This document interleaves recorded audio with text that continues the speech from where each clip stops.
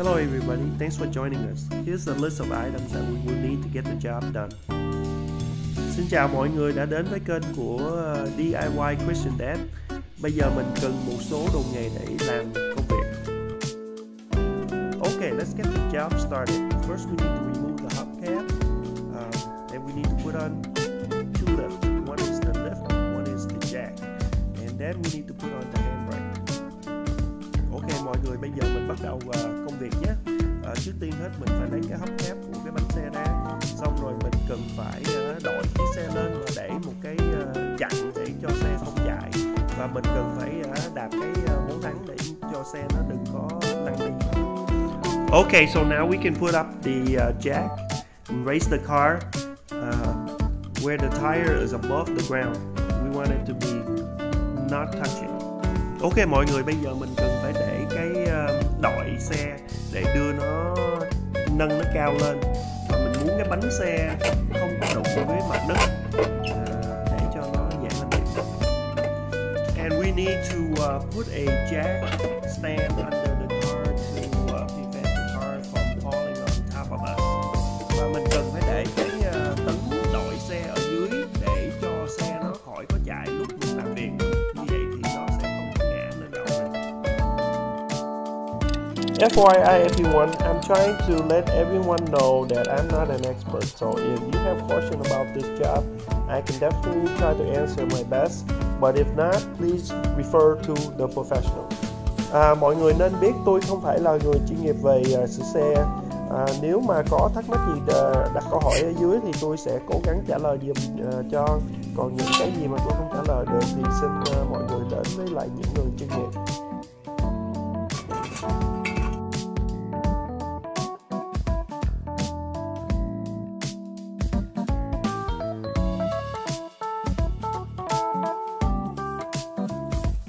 And now we need to once again remove the hubcap, remove the lug nuts.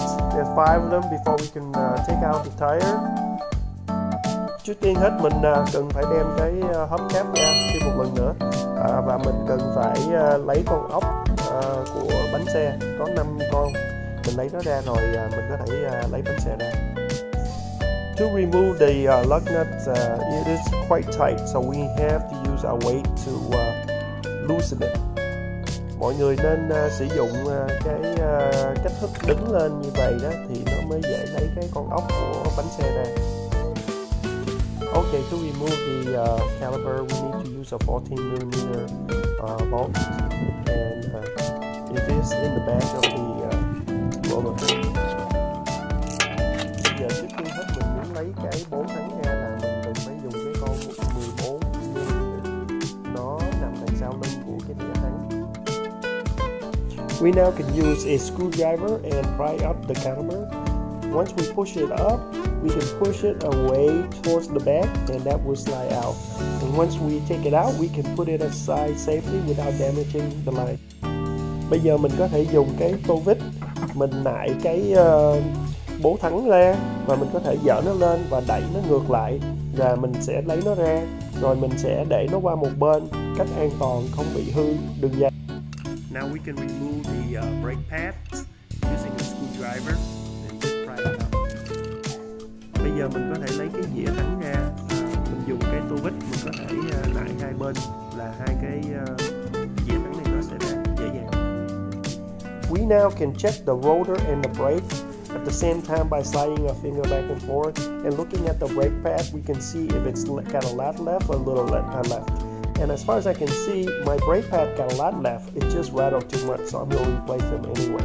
Bây giờ mình sẽ thay đổi cái thắng và cái bố thắng mới, vì nó mình sờ nó, mình thấy nó có hơi lằn vàng, cho nên lái xe nó hơi bị rung. Cho nên vì vậy mình sẽ thay và mình sẽ làm kỹ càng hơn cái người chủ cũ. We now can remove the rotor frame using a 17mm bolt to remove 2 bolts in the back. Bây giờ mình có thể lấy cái khung của đĩa thắng ra, nó có 2 con ốc, dùng cái con 17mm sáo cạnh. Now that the frame is out, we can remove the rotor. Now my rotor is already out, so I don't need to put in a M8 screw. That is just my luck. Bây giờ mọi người có thể lấy cái khung ra và có thể lấy luôn cái đĩa thắng ra. Vì cái đĩa thắng của tôi nó quá lỏng cho nên không cần cái con ốc M8, M8 để lấy nó ra. Nếu mà mọi người cần thì sử dụng con đó. Now we can replace the rotor. We can put a new rotor in, and we can put a lock nut to hold it in place. Bây giờ mình có thể để cái đĩa thắng mới vào và mình có thể dùng con ốc mà giữ bánh xe đó để giữ cái đĩa lại. Now we can put the rotor frame back in with using the 70mm bolt to put those two bolts in the back. Bây giờ mình có thể dùng cái khung để lại. Mình có thể dùng hai con ốc 17mm và con ốc 6 cạnh để gắn nó vào. To help remove these bolts in the future, you can add grease to the thread. Mình có thể dùng mỡ bò để làm cho cái con ốc này nó dễ lấy ra cho tương lai. Make sure to tighten up the bolts really well. Not over tighten it to break it, but tighten it well.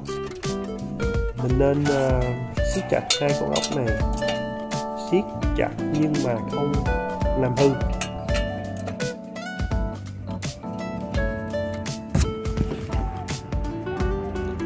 Now we can begin to put in the brake pads, and make sure to put in the brake pad clips. That clip is designed for rattle prevention. Now, if you don't put that in, your brake pad is only going to last you about half the lifetime, which is only about a year and a half, and then it will rattle and it will vibrate a lot. Trust me, it happened to me, so that's why I'm replacing it. Bây giờ mình có thể để cái thắng này vào và nhớ sử dụng cái kẹp này. Cái kẹp này thiết kế để cho nó đừng có bị rung.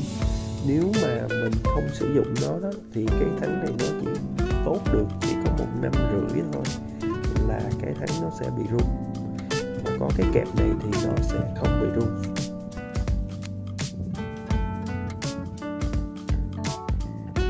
Now the brake pads only have the clip on the top. So the bottom goes in first, and then the clip we can just press with a finger, and then it will slide in. Bây giờ trước tiên hết mình để cái clip này là cái kẹp này ở trên thôi, ở dưới không có. Lúc mà mình để vào mình chỉ cần để cái ở dưới trước, xong rồi đẩy cái kẹp ở trên với ngón tay thì nó sẽ tuột vào rất dễ. Previous owner of this car put in the brake pads incorrectly. He didn't use the clip, so that is the reason why my car only lasted for a year and a half, and then it started to rattle so much. Now I need to replace them. Cái lý do mà tôi phải thay cái bố thắng bây giờ là tại vì thằng chủ cũ nó không có dùng cái kẹp đó, cho nên chiếc xe của tôi bây giờ nó chỉ có được một nửa cuộc đời của nó, là bây giờ nó rất là rung. Mỗi lần tôi bóp thắng là nó sẽ rung. So the rotor is moving, and we don't want that. So to hold it in place, we need to put a lock nuts on to begin with. I should have done that earlier, but I forgot. Let's put it in now, and it should be okay. Xin lỗi các bạn, tôi quên để con ốc vô hồi sớm để giữ cái đĩa thắng cho nó đừng có nhúc nhích. Bây giờ mình cũng có thể để nó vô bình thường, rồi siết lại cái thắng là nó không có di động.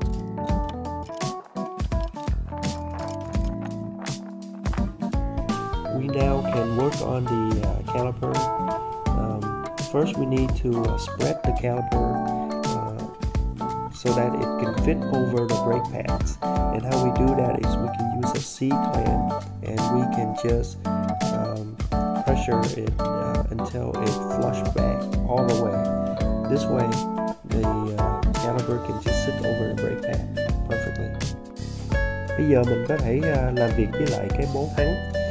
Trước tiên hết mình cần phải dùng cái C-clamp để mình đẩy cái áp suất của cái bố thắng nó ngược về để cho nó cộng bên trong, để cho mình để nó qua cái bố thắng vừa.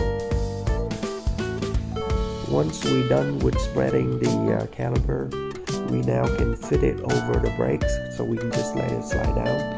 And now we can use the little 14mm bolt in the back and put that in, and we should be done with the brakes. Bây giờ mình đã xong với lại cái áp suất của cái bố thắng. Mình đã đưa nó trở về vị trí cũ, mình có thể đẩy nó xuống và nó vừa qua khỏi cái bố thắng là ok. Bây giờ mình dùng con ốc 14mm, mình có thể dặn nó vào. Make sure to tighten up this bolt nicely, not loosely but nicely tight. Mình nhớ dặn con ốc này chắc một chút, không cần phải quá mạnh mà làm cho nó hư. Now that is done, the next step is very important. Go in the car and step on the brake a lot, so that the pressure is gone, so that it fit the brake pad and the caliper, everything fall into place. Bây giờ cái điểm này rất là quan trọng. Sau khi mình bỏ hết tất cả lên rồi, mình vô mình đạp trong cái bố thắng đó, đạp trong xe đó, đạp nhiều lần lên để cho cái bố thắng với lại cái thắng đồ này kia nó sẽ không có bị lỏng nữa, và mình có thể sử dụng nó bình an lúc mà mình gắn bánh xe lên. Now we can take the lug nuts out and we can put the tire back on and put the lug nuts back in place. Bây giờ là xong rồi, mình có thể lấy con ốc của cái dĩa ra và mình có thể gắn bánh xe lên. Bây giờ mình có thể gắn ốc của bánh xe vào và mọi sự việc đã xong rồi. Make sure to put the lug nuts in really tight because driving is very dangerous if we don't put it in tight. Nhớ gắn mấy con ốc của bánh xe vô rất là chặt, bằng không là lúc mình lái xe nó sẽ không có được an toàn. Afterwards, we can put in the hubcaps and take away the jack lift and the car jack. Bây giờ mình có thể bỏ cái hubcap lên bánh xe và mình có thể lấy ra hai cái đồ đội rồi chuẩn bị lái thử chiếc xe.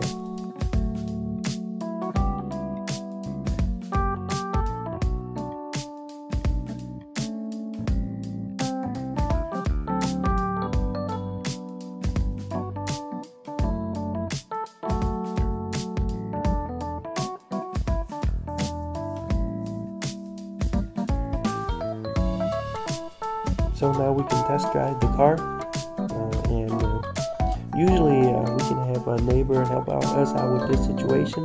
Unfortunately, we can't find one at this time, so I'm going to have to volunteer. Bây giờ mình có thể thử lái chiếc xe. Thường thì đến điểm này mình có thể nhờ láng giềng, mấy người bạn láng giềng họ có thể lái chiếc xe này thử giùm mình. Nhưng mà vì không có ai rảnh cho nên tôi phải tự nguyện. So today is Valentine's Day, and we can treat this as a present for my wife. Even though this is my car, I think she would enjoy it.